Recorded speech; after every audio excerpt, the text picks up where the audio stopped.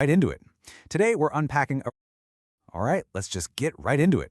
Today we're unpacking a really fascinating and honestly pretty unusual economic request.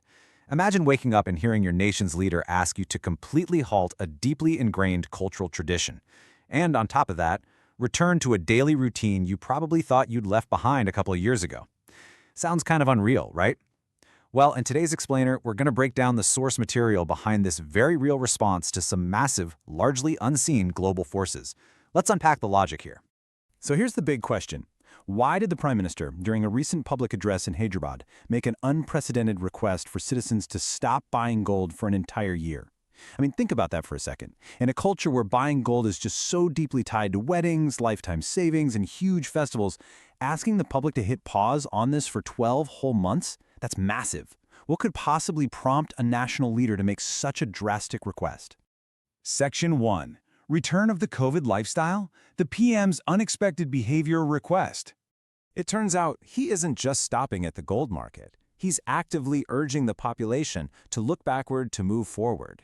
If we consider his exact words from the speech, he stated, "We adopted systems like work from home, online meetings, and video conferences. Today, again, the need of the hour is that we give priority to those systems." So he's explicitly pointing out that society had already gotten used to these habits during the corona period, and now as a matter of national importance, he's officially requesting the public to reinstate them. So, what does this COVID lifestyle economic request actually look like in practice?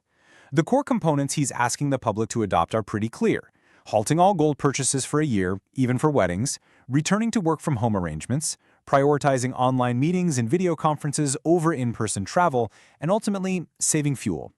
This is obviously a stark contrast to the normal post-pandemic daily life we've been enjoying. It's a huge ask of the public.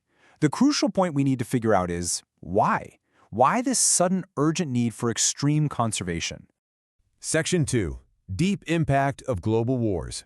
The geopolitical context. To understand the why, we have to look far beyond domestic borders.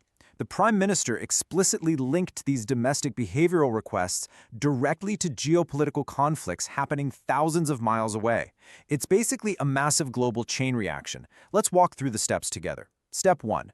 You have the prolonged conflict in Ukraine, compounded by the war in the Middle East. Step 2. These conflicts severely disrupt global supply chains.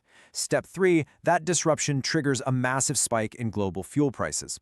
And finally, Step 4. Because fuel and gold are heavily imported, buying them at these inflated international prices drains the country's foreign currency reserves incredibly fast.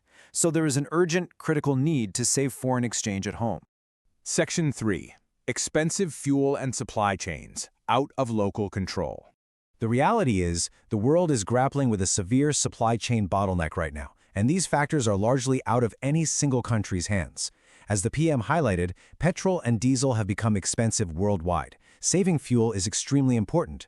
Because global fuel inflation is dictated by foreign wars, strict fuel conservation at the individual level becomes a national necessity. That is exactly why there's a sudden push for work from home and virtual meetings. It directly reduces daily commuting, which then significantly drops the national consumption of imported, highly expensive fuel. It's essentially a practical, local solution to a massive global problem.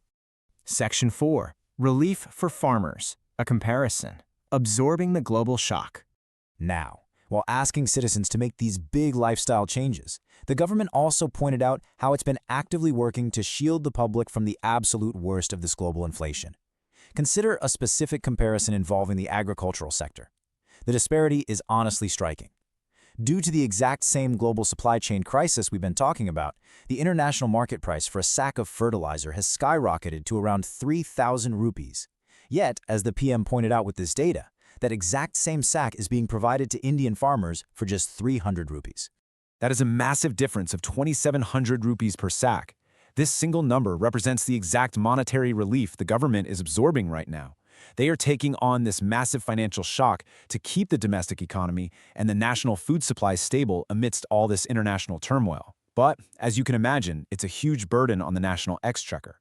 And that ties right back to why conserving foreign exchange by not importing gold or burning excess fuel is being so strongly requested of the general public. And that leaves us with a rather profound final question. Are we ready to change our lifestyle amidst this global economic crisis?